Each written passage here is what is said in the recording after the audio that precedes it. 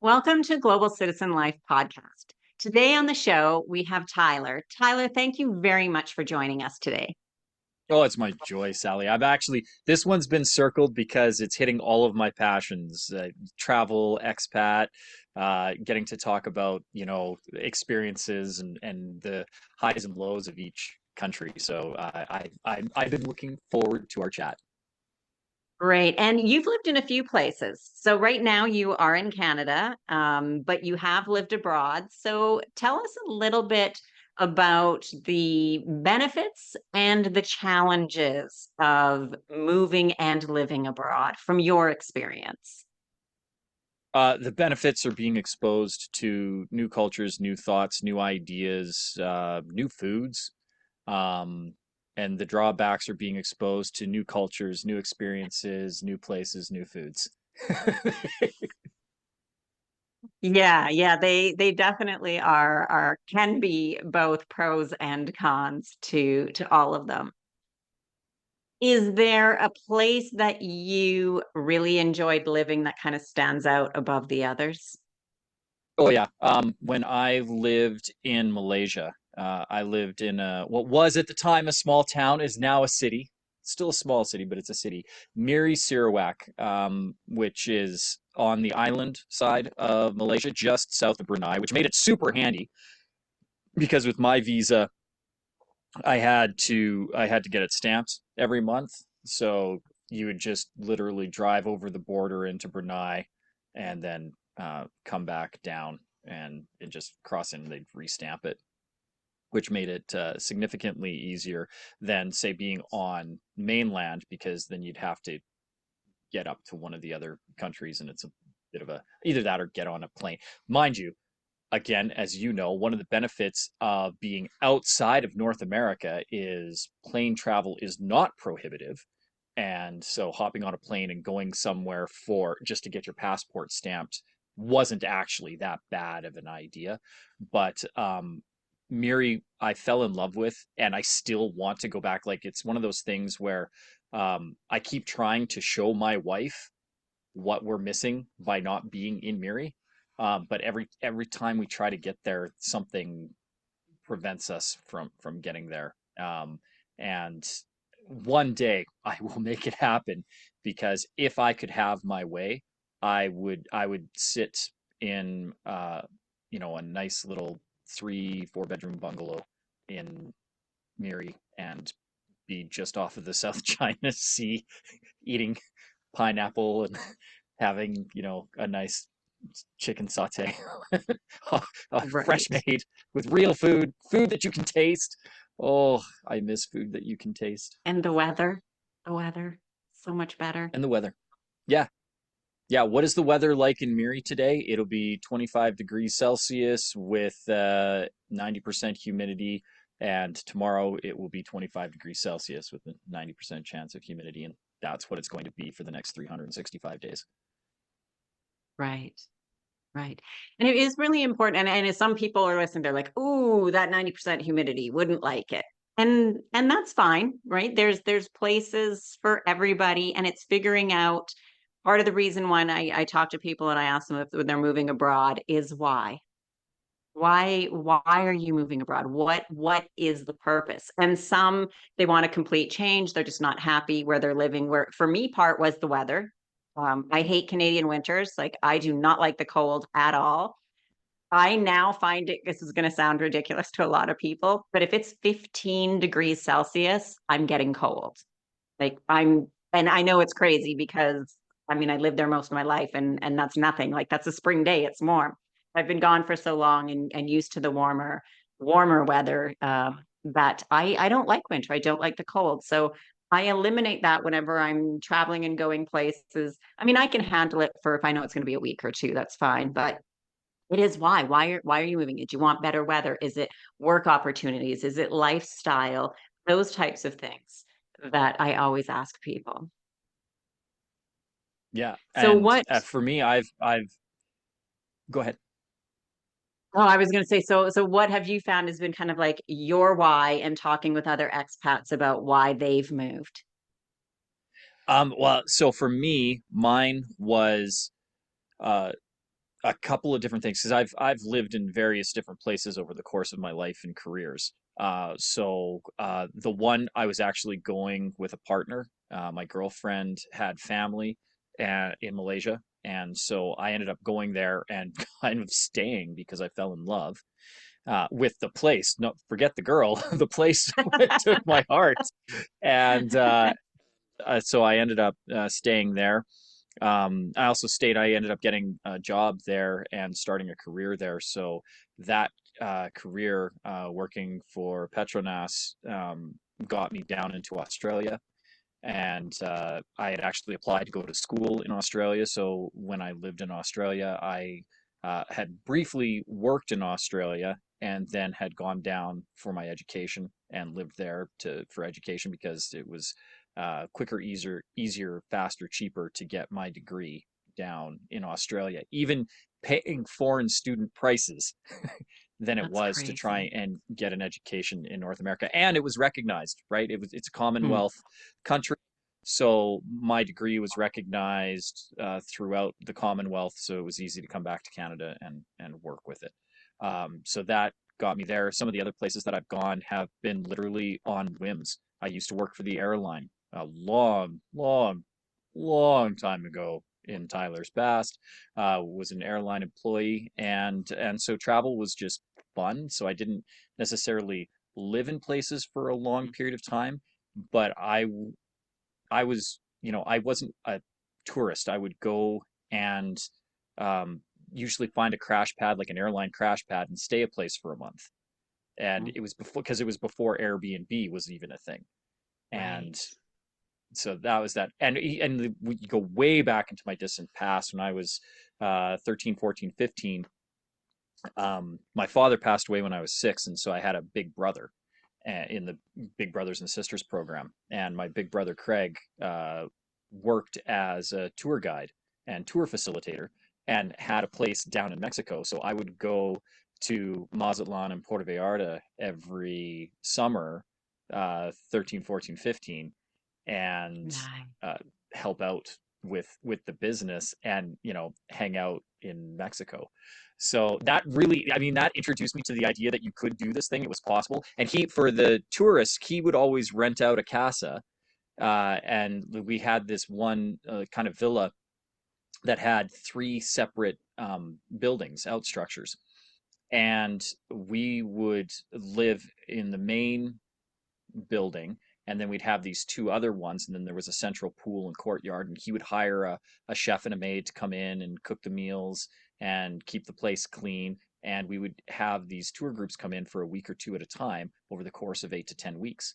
So it was obvious to me that this was a thing that could be done, and it's always been a Right. passion of mine because I like to experience other cultures. I think it's really hard to judge your own country and your own Mm. socio-economical political standings if you haven't actually experienced what it's like in another country or another place that actually is fascist or communist or any of the words that people like to throw around in my But they neck of the have woods, no and I'm real like, idea. eh, yeah, let me tell you what it's actually like.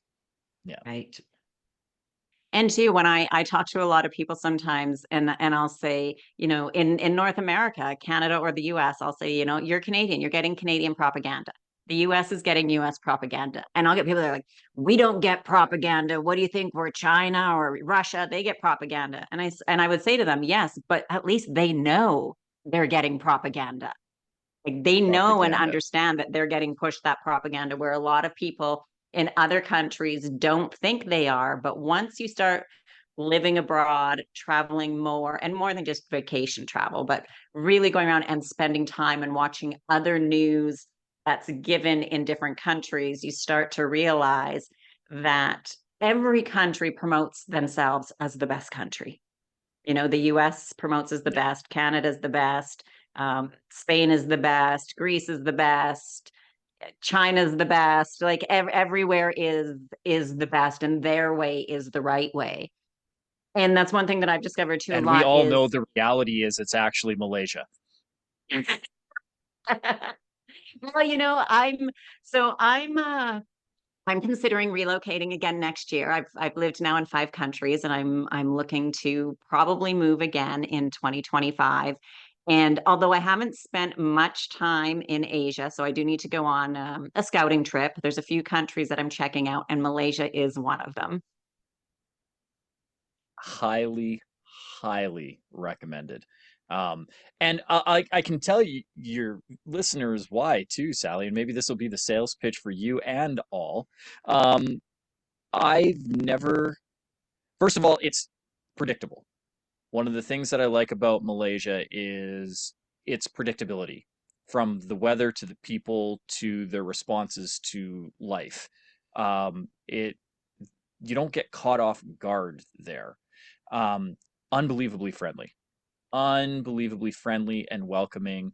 Um, there are a lot of expats there from Mm. everywhere too. So that's the other thing too. It's not like, you know, Acapulco, where expat means you're from the southern United States or eastern Canada.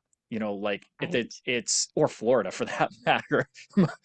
Where's your family from back east, Tyler? In Florida. Oh, I didn't realize they're from the States. They're not, but that's where they are currently.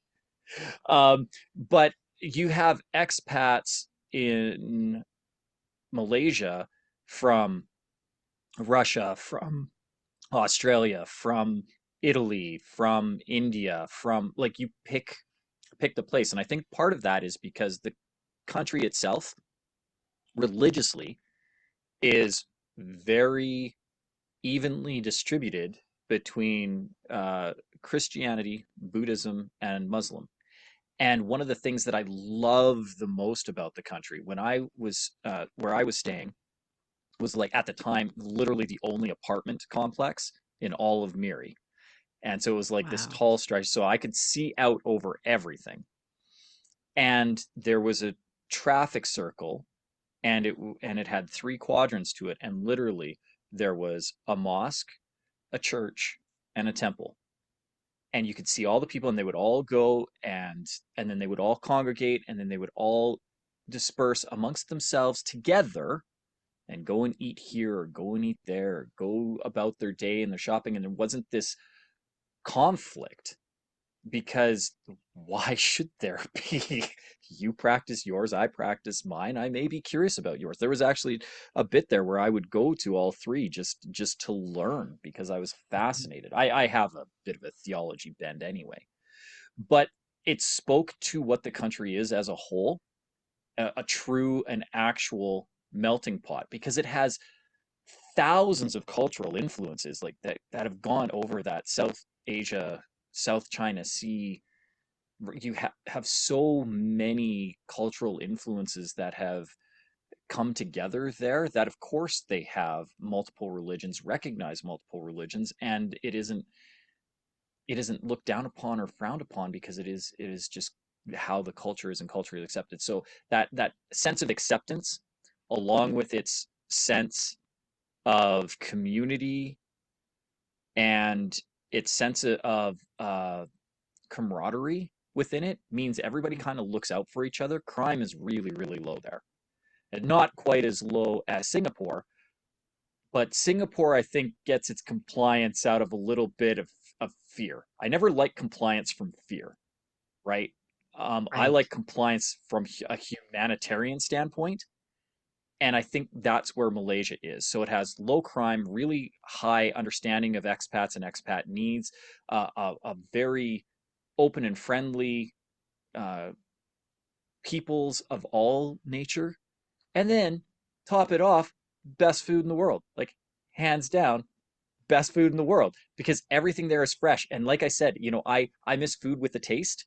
You can Mm. appreciate this, but Yeah. like there's no such thing as genetically modified in Malaysia. That's not even, they don't even have, well, they wouldn't even know what the term or the word was it for, because the why I grow rice in the field, the pineapples are here, the coconuts come from the tree, the chickens Right. graze on all the stuff.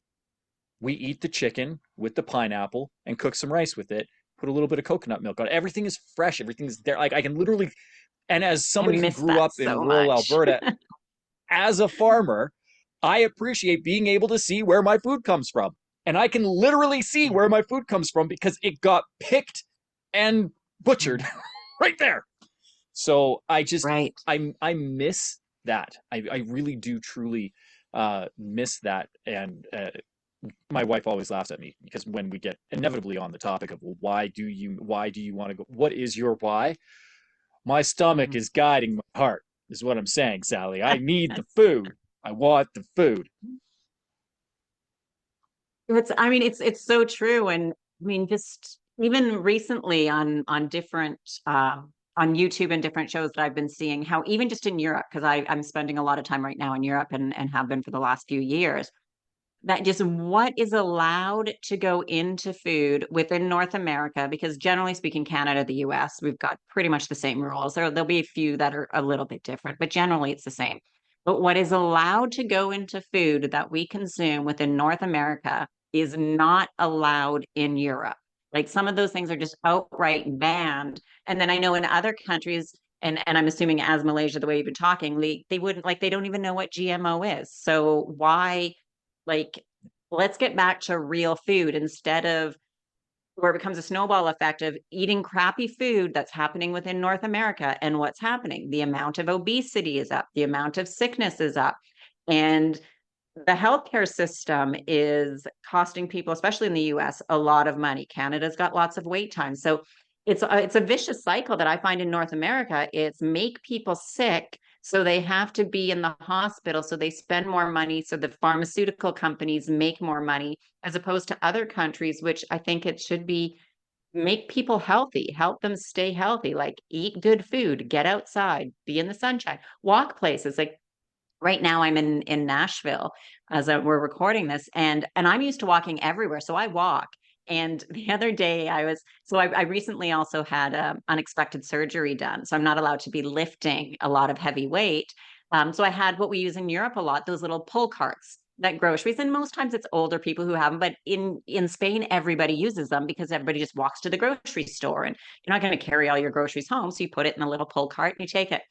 I got some crazy looks from people as I'm walking to the grocery store and coming back with my pull cart full of stuff. And I was talking with a girl that I know here, and she's like, "Yeah, the only people who have those are homeless." And I'm like, "Well, I guess I looked like a homeless person walking down the street with my groceries, but I don't care. At least I got out, I got to walk, I got movement." Because here, I mean, some of the streets don't even have sidewalks.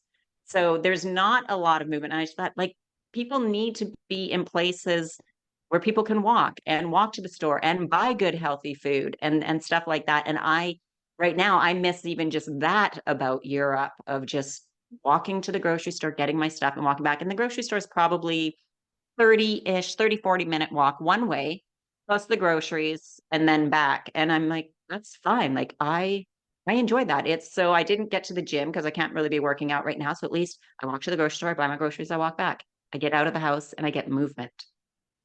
Well, and I think that's one of the things that we don't really get in North America because of how geographically expansive we are living in Canada or the US, compared to Europe, where you have a much more denser population, smaller areas, and closer borders too. Like, Yes. good fences make good neighbors, but you need to have lots of neighbors to have good neighbors. We have a neighbor in Canada. I got one, right?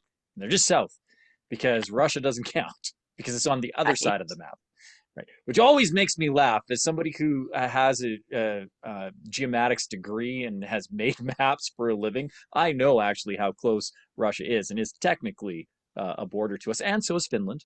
We have Mhm. Finnish borders as well, but really, it's the U.S. is the only border that really Yeah. geopolitically matters for us. But I think with Europe, because it is such a significantly larger population over a smaller landmass, you have more people who are understanding of needing to share resources because they are limited, actually for real limited, Mhm. and subsequently they're like just like you look at like a city design, like we don't have squares, like a market square. When Right. was the last Yeah. time you went to a market square in Canada or the United States? We might have No, pop-up it's markets, like you might have a farmer's market who comes in and takes over a park. But mhm, like even in Mexico, there was you'd go to the square and there was different shops and you'd get your produce and it was all fresh. You'd smell it, you'd touch it, you'd taste it. I remember the first time getting cheese in Mexico and seeing the lady, like it was molded, and seeing the lady like fine razor slice off until the last bit of mold was not visible on the cheese and then start slicing my cheese. And I'm like, I'm not eating that. And having my big brother explain to me, he's like, what do you think cheese is? Like, it is mold. You eat it all the mm, time. This is just the really visible, gicky stuff that you don't want to eat, but the rest of it is just fine. Once it's gone, it's gone. It's penicillin. Enjoy it. You'll be healthy. And I think that's the other thing too. Like you look at the countries that have the most octogenarians or higher, it's Japan and Italy. Why? Because they eat healthy and walk everywhere. So of right. course they are. And I Yeah. think a little bit of access to sea level too, like being closer to sea level, having higher oxygen content in the air, having more saline in the air. Like I think there's other reasons to Mhm. it, but they're small countries surrounded by water who grow and produce good food without modification, eat and walk everywhere. So yeah, of course they're having a healthy And lifestyle because they're not sedentary. right. And I think one more thing with that, that's a big thing too, is community. They have that sense of Mm-hmm. community, whether it's as it's their neighbors or their family or the church or whatever it may be. And that's one thing too that a lot of people need to consider, is if you move abroad or you're going places, how are you going to build that new community?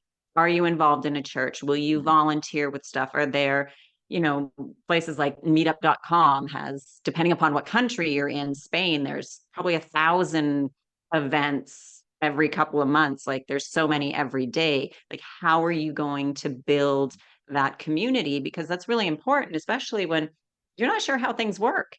Like when I go to a new country, Yeah. how do I do things? Where do I get things from? I'm used to buying a certain type of product. So what is equally to that? Like it's not going to sound the same. It could be called different, but what is kind of on a health beneficial level or something? What is an equivalent that you buy in North America that you can't get in Europe or Malaysia or Dubai or wherever the new destination is?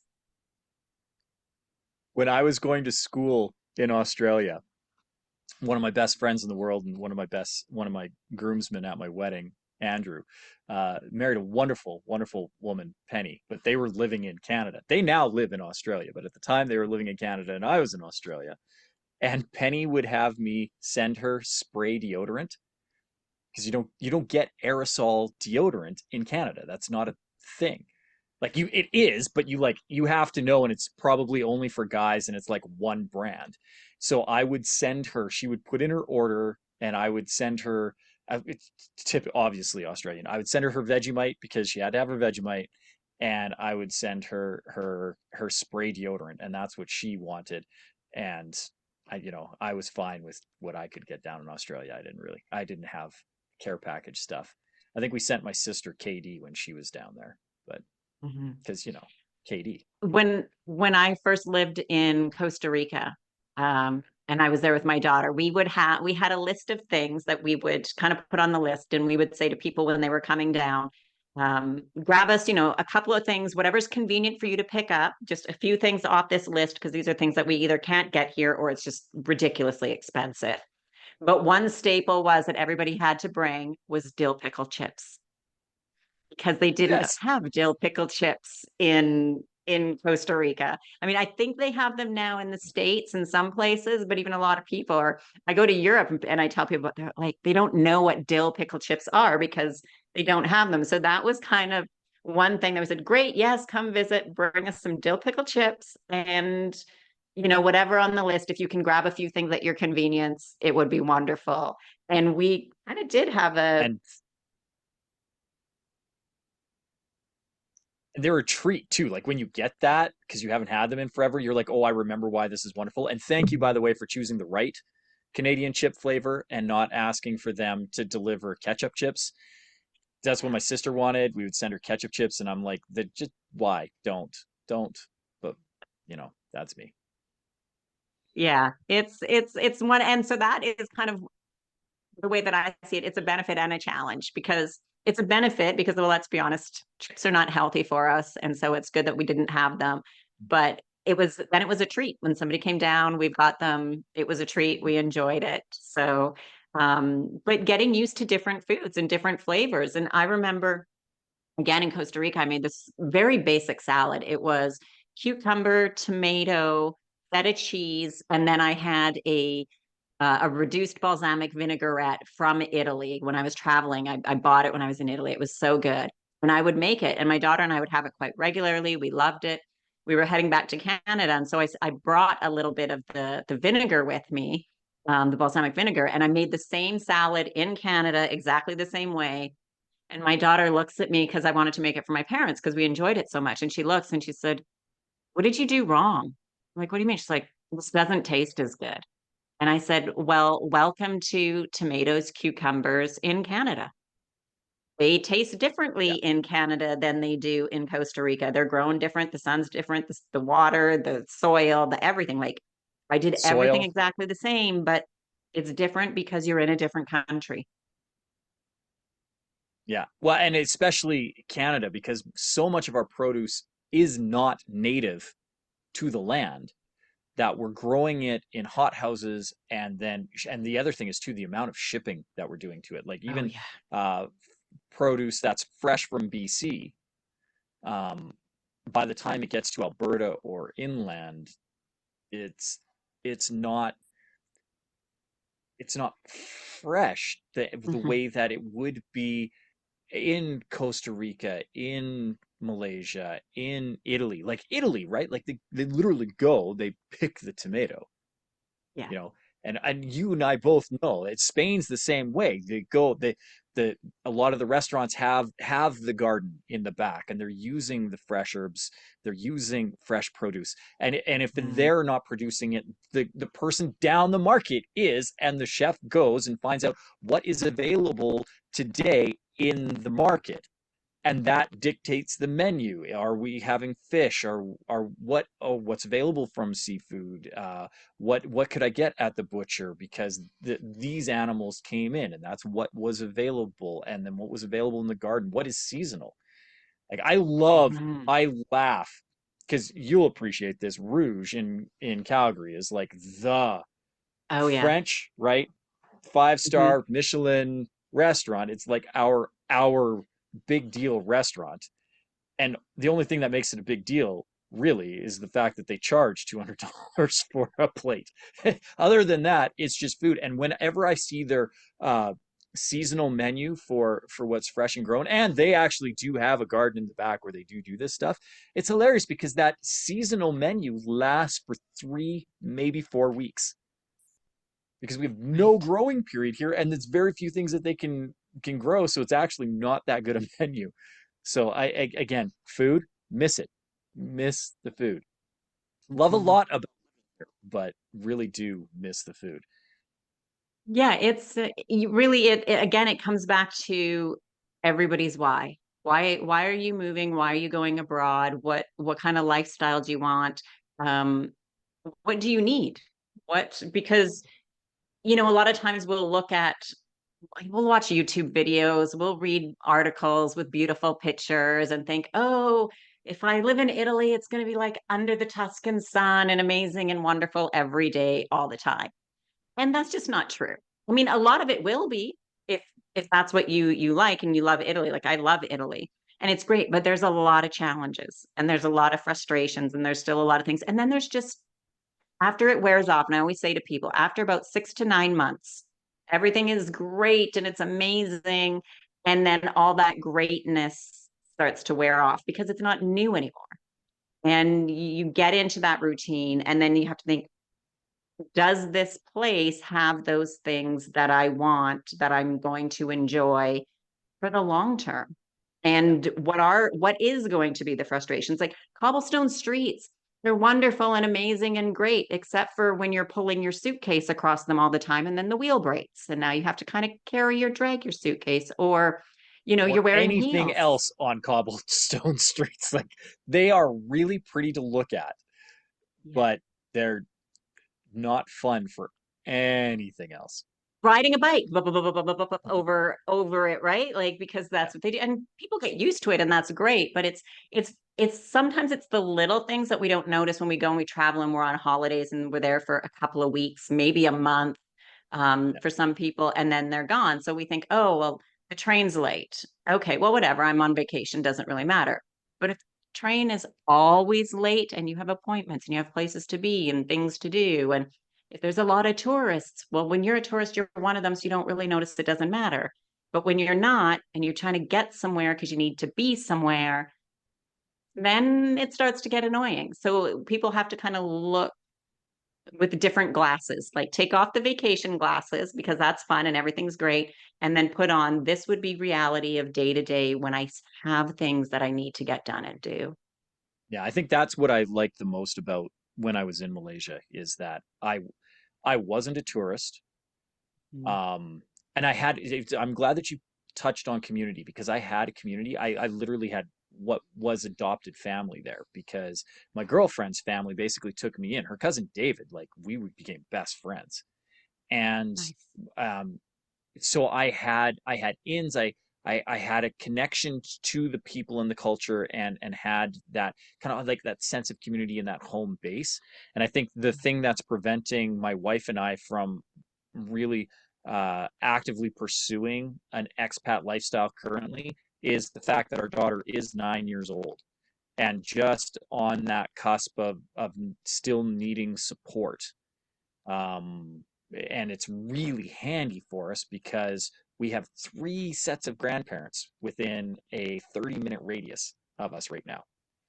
And if we were a European family, it would be within one household. I think that's the thing that I love about Europe too is and Asia, multi-generational households and again that sense of community and that sharing of it. But we have a fairly tight knit one here.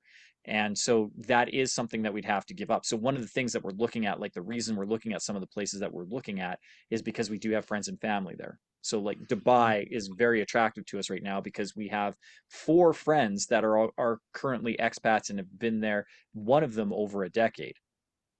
So, we have a connection there. Australia, we have Penny and Hickey, and we can have a home base and a familiarity and somebody to be with. We don't have that in Malaysia. I have friends in Malaysia, but Jen would be isolated and alone.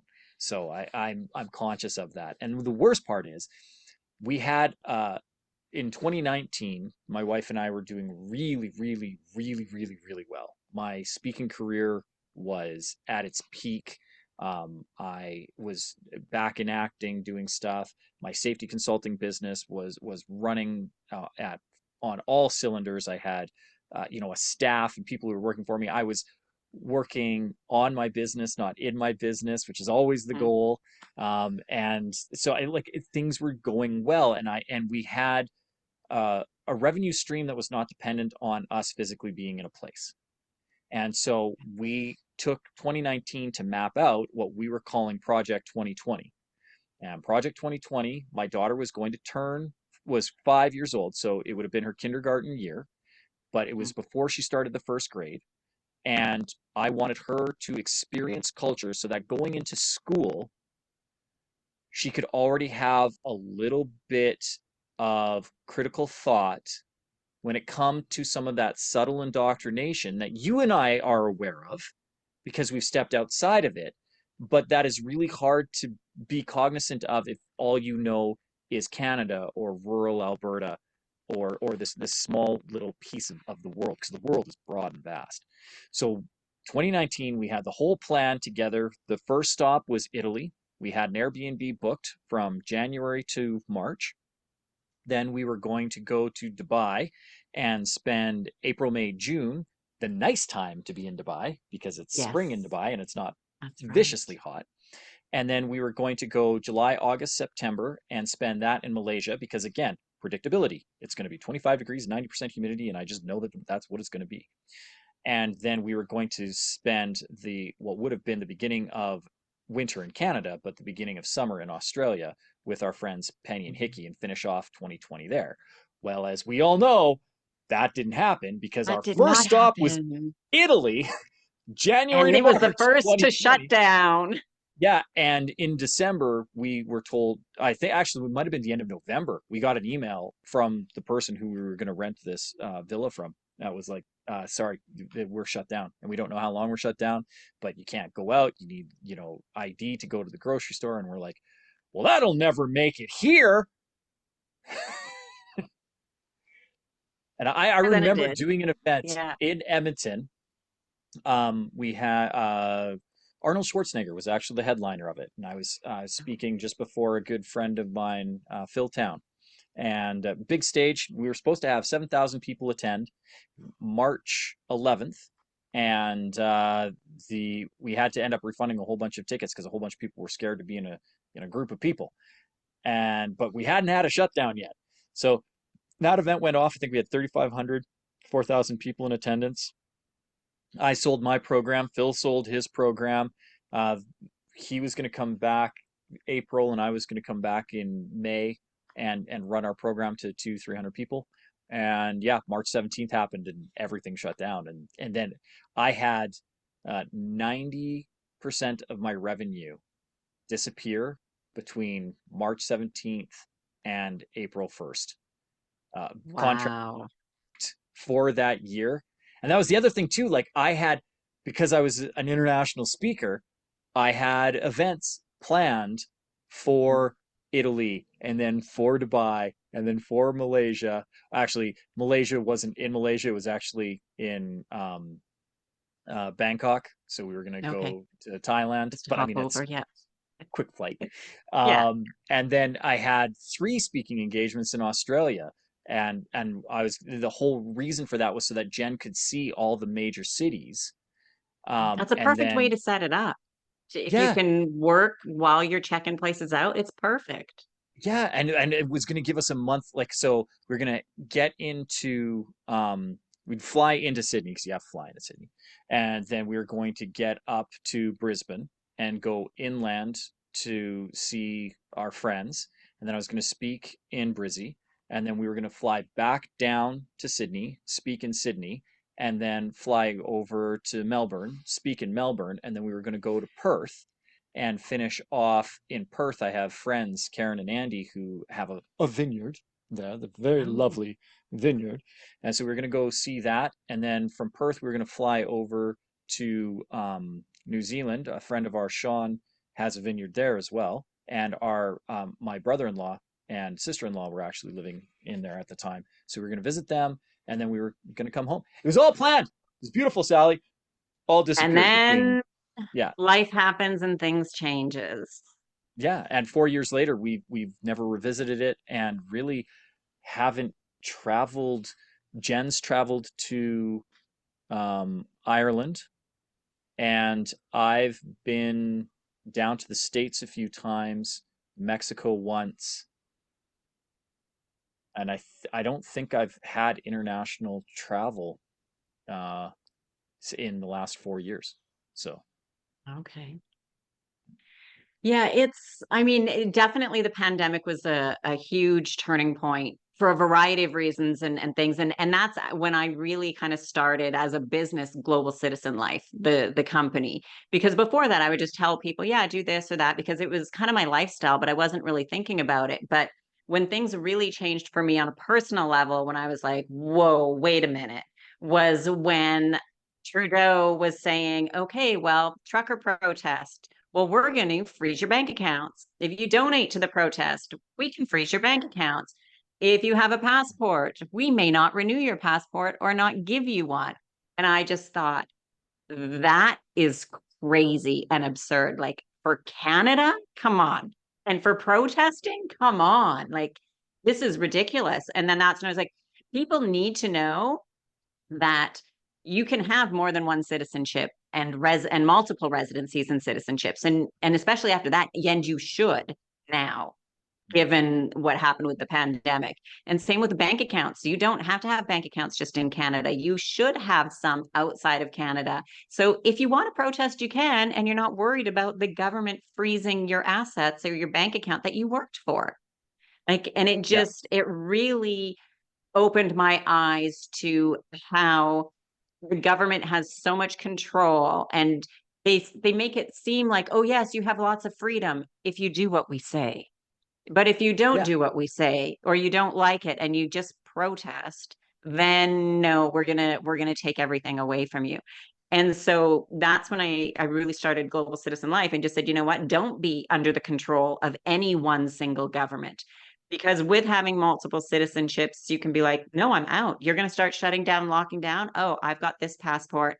I'm going to this country. And hopefully the rules there may not be as strict or as strong. Or you have that passport to say, okay, well, I can get to other countries visa free with this one. I can live there, I can get a job there, I can move there. Like, it just gives options so you're not stuck. And if they don't renew, you can be like, that's okay. I still have one passport, so I can still travel and go places and not be trapped in a country without being able to leave because you won't give me a passport. And where people are misguided too is they think that they are entitled to a passport.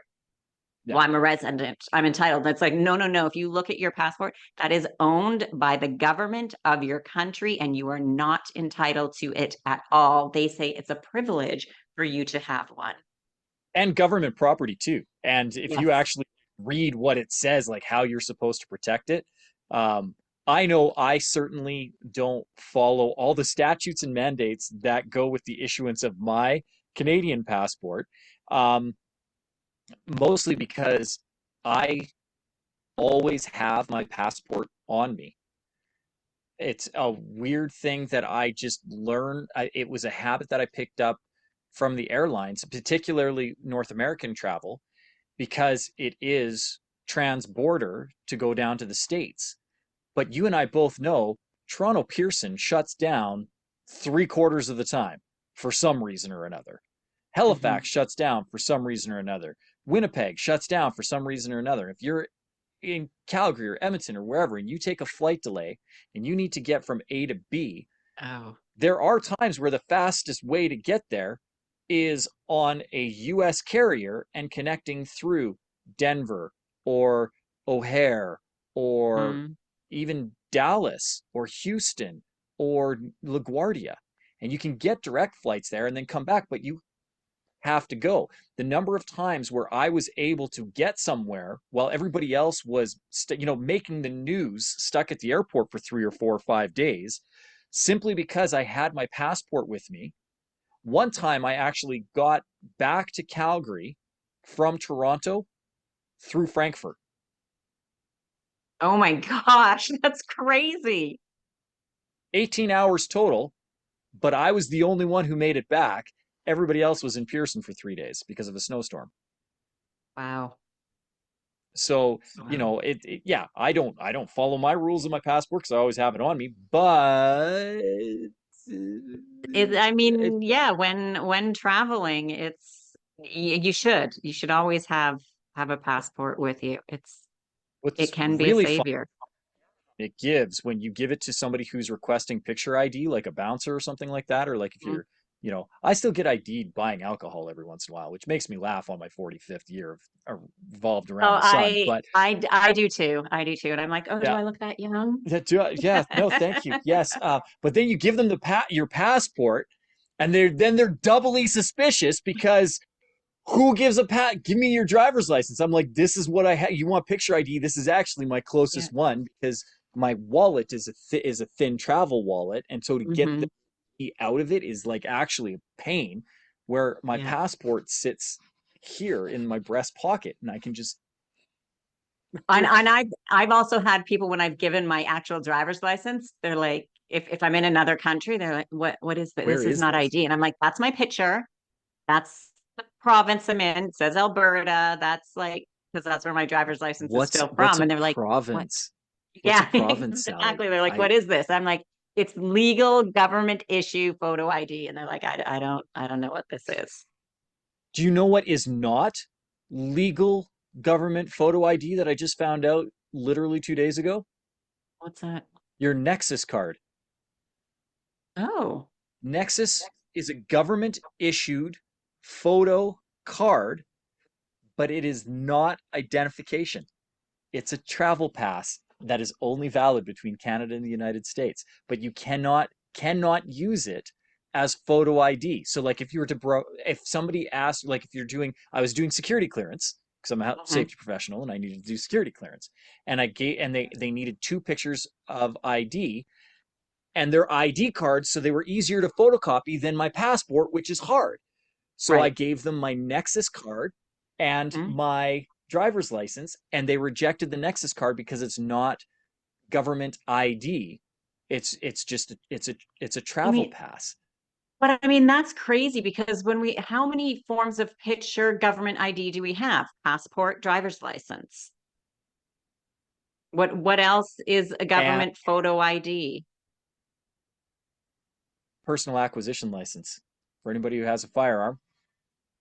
Okay. And so it's that they considered But that government ID. Also, you can just get like regular ID, or if you have a status card, it has your picture on it. mm. What are some of the other ones? There's a list. But they're uncommon, right? But Like yeah, because it's like I'm just thinking passport. like So it's as a basically, Canadian citizen, even for me as a Canadian citizen, if somebody needed two pieces of photo ID, I do have a driver's license and my passport. But what if I didn't have my driver's license? Then like because I or you keep it didn't up have a to passport. then I don't have two. Yeah, yeah, I know. I So laughed too. I was like, I don't know what your expectation is, but it was also a fairly significantly high security clearance that I was trying to get, so I wasn't going to push too hard on it. right. The fact that I had a Nexus card helped. Just they didn't want it as the photo ID because I'd already cleared some clearances. But you know what I mean? Like Okay. it made me Hmm. laugh because they were like, "This is not photo identification." I'm like, it has my name, my birth date, and my picture on it. How is that not government issued photo identification? And the rationale was that it is a travel pass that's issued by the United States. So that was the other thing too. It's not Canadian. Oh, it's It's not U.S. Canadian. Okay. Yeah. So Interesting. I was like, oh, touche.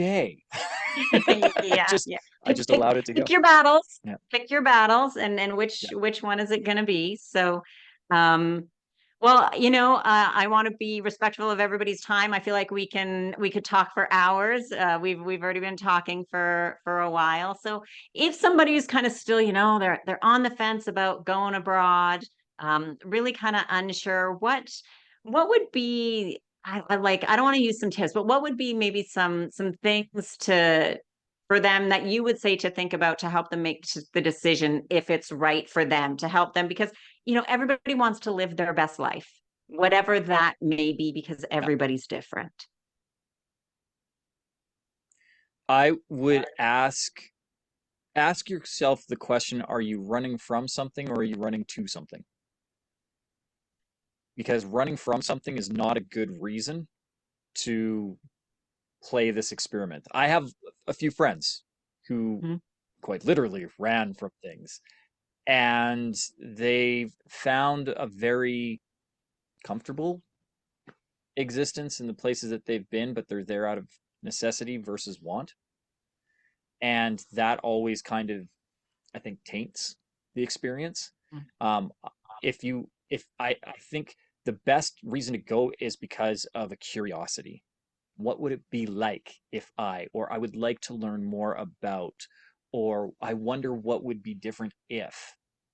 Those are all really good indicators that you are going for the right reason. If you're like, if I can just get out of here, then still might not be the wrong reason, but it might not be the right reason to explore the expat because the problems that you have here tend to follow you. They don't just disappear. I had a friend of mine who disappeared to China because he ran up a significantly hefty credit bill in Oh, Canada. And he tried waiting out collections. And legally, he did. but it wasn't a warm welcome when he came back onto Canadian soil because there was a lot of other issues that then developed because of that.